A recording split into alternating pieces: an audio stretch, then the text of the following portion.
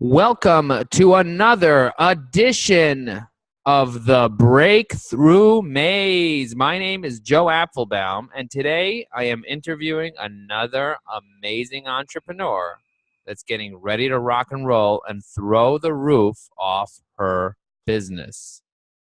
Are you ready Yes. to go through the Breakthrough Maze today? Hi, Joe. Hey, so what's going on? Tell me what's going on in your life. Where would you like to have a breakthrough today? So last time we talked, I had asked you about how to take my business to kind of the next step. I had started off doing some freelance recruiting work, and I had a couple clients, but I really wanted to get to the next step and bring on new clients and maybe even hire some potential people. So this week has been actually amazing. I was able to secure another client, so that's amazing news. What was most helpful, I think, last week talking to you is just really simplifying things and talking about, okay, what is your goal? So I told you what my goal was to reach a certain amount per year net. And so I did the calculations, and I can afford to bring on some help. So I actually have 3 interviews with 3 really awesome people that all have recruiting and HR experience. So I'm really excited to talk to them and, hopefully bring them on board and have them helping me and, get things off the ground even further. Awesome. Awesome. So first of all, congratulations on closing a new client. You see, that's what the Breakthrough Maze is all about, to have breakthroughs and then to have the confidence to keep growing your business or your life or any area of your life. So that's really, really amazing. So now that your business is growing and you realize that, oh my gosh, I do have the ability to create some jobs and I can afford to do that within my goal, within the plan, the financial plan that I have. Now the question is, where are you stuck right now? Well, actually, before I tell you where I'm stuck, I kind of want to be a little bit vulnerable right now and tell you about where I kind of became unstuck after our last conversation. So in thinking about how to grow this business, I had to be really honest with myself and kind of address some self-doubt issues. And so that was like really, really helpful to, have that honest conversation and see if I was kind of self-sabotaging or, if I really, at the end of the day, really wanted this. And I came through that. And so I think that that's kind of a continual thing that you always have to challenge yourself, and you always have to be honest and, kind of reassess where you're at if you're like starting to have doubts or fear. So to kind of answer your question of, where am I stuck? That's definitely something that I'm always, if that can kind of creep up on you, and then you have to like recognize it and then unstuck yourself. Yeah. And, I think that's just, it's really helpful to have a mentor. Like these conversations are really helpful, and just having support, of your other business professionals and your family as well has really helped me in that area.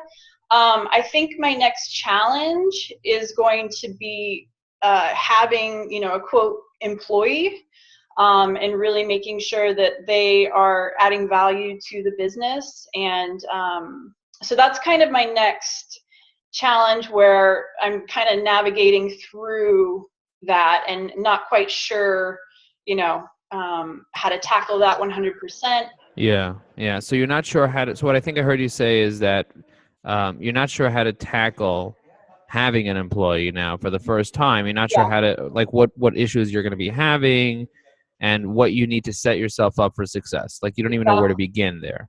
Mm-hmm. Okay, so I want to first say something about the fear thing. Fear stands for false evidence that appears real.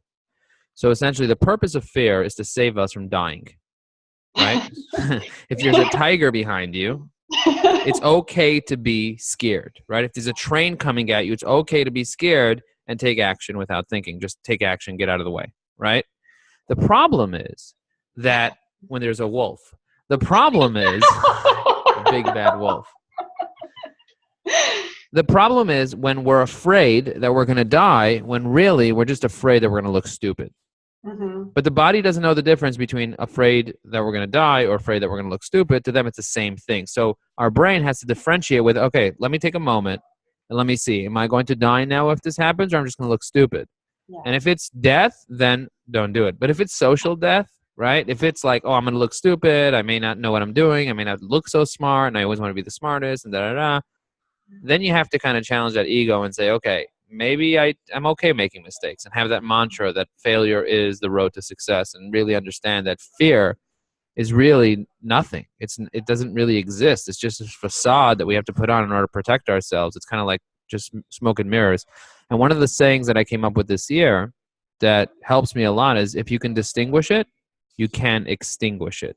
That means if you could distinguish that it's a fear, you'll be able to extinguish the fears. If you could distinguish that it's a self-limiting belief, you can extinguish that belief and then create a new one, which will enable you in the future. So it's all about, and the reason why these conversations help, speaking to a coach, speaking to a mentor, speaking to family and friends, is because that helps you distinguish the fears. Because when the fears are in the back of your head, you're not analyzing them. They're just there, and they're scary, and they're real, and they're there to protect you from death. But they're also there to protect you from success. Absolutely. So you have to realize that. And that's why they're always there. They're always there because you're not thinking about them, you're not strategizing around them, and you don't have a plan. And when you create the plan, it just destroys the fear, because through clarity comes motivation. You cannot have motivation if you do not have clarity. You need to have clear goals, objectives, milestones, checkpoints. You know what you want to do. And with that goes the same answer. You're scared of hiring this employee potentially. You're scared something will go wrong because you don't have clarity as to what you need to set yourself up for success. And when you hire someone, what's the first thing you need to do in order to make sure that you're successful with this person? Well, you need to make sure that they're qualified and that you'll work well together, and that the expectations are clear. So what does that look like? So knowing that they're qualified, because you're a master recruiter, you know how to find qualified people, but how do you manage your expectations with a new employee that you just hired?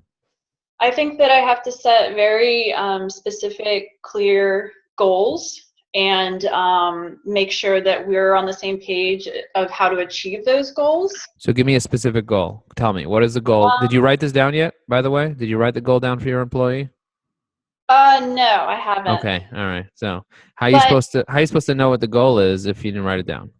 How are they supposed to know? They're supposed to guess? I've been brainstorming. I'm interviewing them later today, so I was thinking that I would do that next. But you're absolutely right. I need to write it down. So my goal is to, and also I kind of wanted to see their capabilities first too, because I might modify. So what goes first? What goes first? Finding somebody's capabilities or figuring out why they need those capabilities? Which one goes first? I think it's a mixture. You know, depending on their background, they might have some capabilities that I didn't initially want to, or I wasn't thinking I would have them handle. But first things first, when I first thought I'm going to hire somebody, I wanted to have some help with screening candidates. Excellent. So the job is clear. Once the job is clear, if you do not have a scorecard or a job description with a clear outcome and a clear deliverables and very clear process goals and product goals, the likelihood of you succeeding is 0 to none.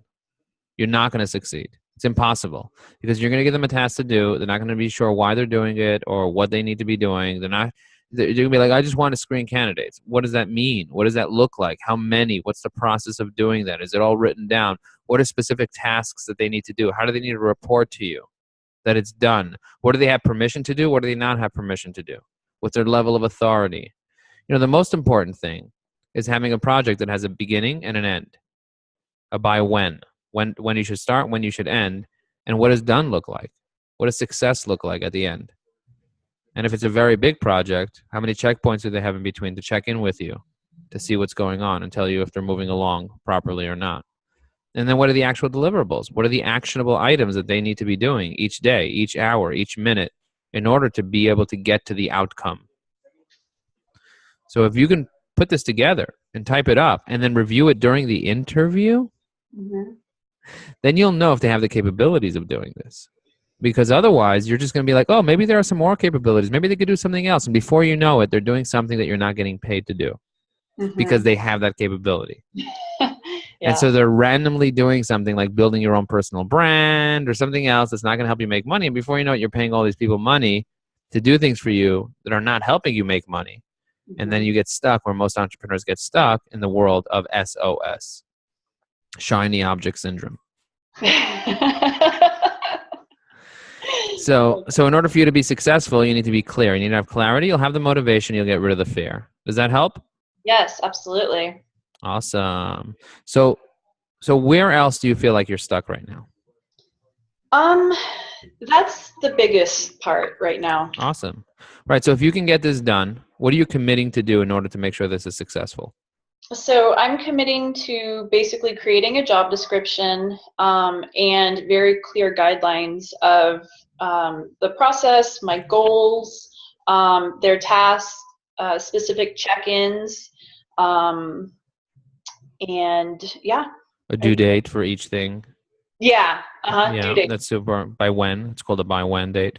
And also, you may want to be able to do this for yourself as well. Because let's say you had to replace yourself or different aspects of yourself, right? So there are different categories of things that you can only do and things that you can delegate out. So the Mhm. things that you can only do, like maybe speaking to clients now or whatever it is, or sales or whatever, those are the things that you're going to handle. But here are some other things that you're doing that are more administrative that you can hand out. That you can hand Exactly. out maybe to people that are very not experienced, but they'll do a really good job for you because you really laid it out. So the things that you're doing, it's so important for you to take some time out of your day now while you still don't have a lot of clients and really document your whole role, like every aspect of your role, and document the by when, the what you're doing, why you're doing it, what does done look like, a checklist. And it may look superfluous to you and be like, oh, why do I even need all this? First of all, you'll realize ways that you can make this better. So the better your Yeah. process is, the better your product's going to be, the more profit you're going to have. I'm so glad you mentioned that because I just got a new client, it's forced me to be more innovative and cut out extras. If it's not adding value to the process, it got cut immediately because I literally did not have the time to dedicate to it. Correct. So I'm really glad you mentioned that because that's Yeah. actually So everything that you're doing needs to be somehow documented. Again, you don't have to do everything at once, but the stuff that are most time consuming, the stuff that you want to delegate and that you're still going to be doing for now, anything that you want to delegate needs to be documented, made more efficient, made obvious, and then try to hand it off to somebody else and see what happens. okay. And that's going to help you succeed. Well, hopefully that you had some breakthroughs today. I did. Thank you. Awesome. And it looks like you have a commitment. So I look forward to speaking to you again next time on the Breakthrough Zone. Yes. Amazing job. Thank you very much. Have a wonderful day. Thank you, Joe. You're awesome. I really appreciate it. Thank you.